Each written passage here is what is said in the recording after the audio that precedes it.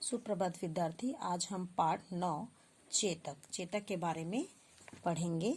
चेतक एक महाराणा प्रताप जो है उनके वो थे घोड़े, उसके बारे में आज हम पढ़ेंगे। आइए उनके बारे में थोड़ा सा चर्चा कर लेते हैं।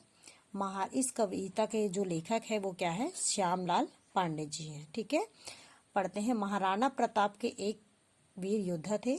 चेतक उनके घोड़े का नाम था। अपने स्वामी के हर संकेत को वह बखूबी समझता था। उसकी अपने स्वामी के प्रति अथार्थ श्रद्धा थी, इसलिए उसने अपने प्राणों की बाजी लगाकर भी युद्ध में उनका साथ दिया। आइए हम आवाज चेतक के बारे में पढ़ते हैं, कविता के बारे में। चेतक जो है महाराणा प्रताप के घोड़े का नाम रहता है। जो चेतक जो रहता है वो इतना बहादुर रहता है कि अपने जो महाराणा प्रताप जी हैं उनके इशारा को बखूबी समझता था। आइए उसके बारे में पढ़ते हैं। फर्स्ट पढ़ते हैं कविता पहले। रण बीच चौकड़ी भर भर कर चेतक बन गया निराला था। राणा प्रताप के घोड़े से पड़ गया हवा का पाला था। ठीक है, ये पहला पंक्ति है।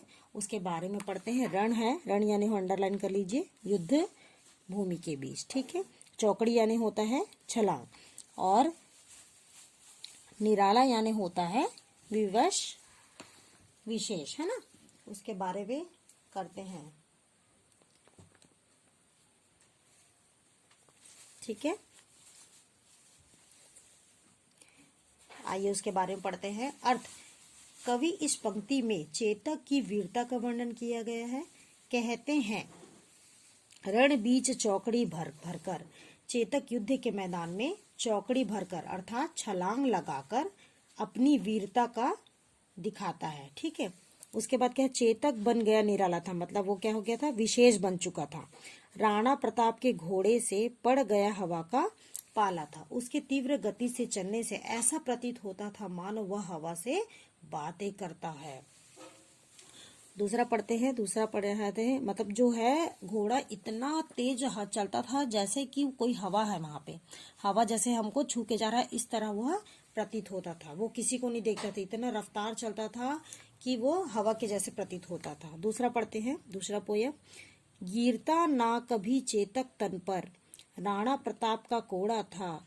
वह दौड़ रहा अरि मस्तक पर, या आसमान पर घोड़ा था। अरि यानी क्या होता है? शत्रु। ठीक है, दूसरा कवि का पंक्ति है। राणा प्रताप का कोड़ा, जो राणा प्रताप का कोड़ा है वह चेतक के तन पर कभी नहीं गिरता था। ठीक है, वह इतना समझदार था, अर्थात वह अपने स्वामी की आज्ञा को भली भांति समझता था।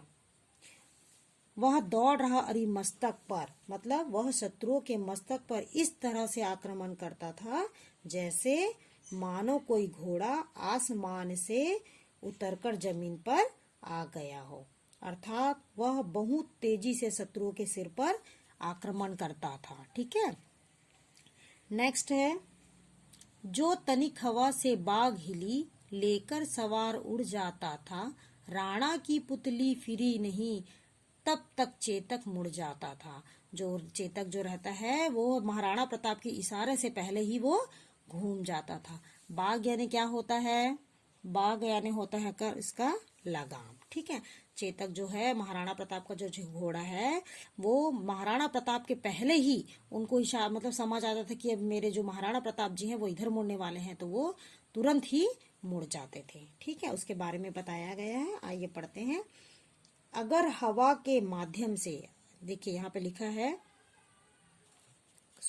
लेकर सवार उड़ जाता था। अगर हवा के इस माध्यम से भी दो घोड़े की लगाम जरा सी भी हिल जाती थी, है ना, फिर जाती थी, तो क्या होता था? तुरंत अपने सवारी को लेकर अर्थात महाराणा प्रताप को लेकर उड़ जाता था। वह बहुत तेजी से दौड़ने लगता था।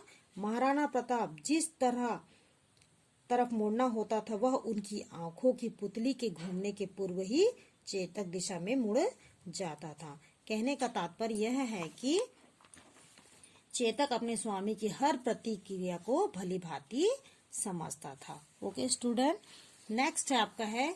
कौशल दिखलाया चालों में, उड़ गया भयानक भालों में, निर्भीक गया वह ढालों में, सरपट दौड़ करवालों में। करवालो यानी होता था तलवार। ठीक है, तलवार के बारे में बताया गया है। कौशल जो है तुरंत ही कौशल दिखलाया चालों में। उसने घोड़ा जो रहता है महाराणा प्रताप का, वह कौशल दिखलाता है, मतलब बहादुरी रहता है।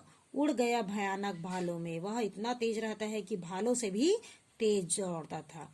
निर्भीक गया वह ढालों में, ढालों में भी उसका निर्भीक होता है। सरपट दौड़ा कलवालों में, वो तलवारों से भी तेज दौड़ता था। कौन? महाराणा प्रताप का घोड़ा।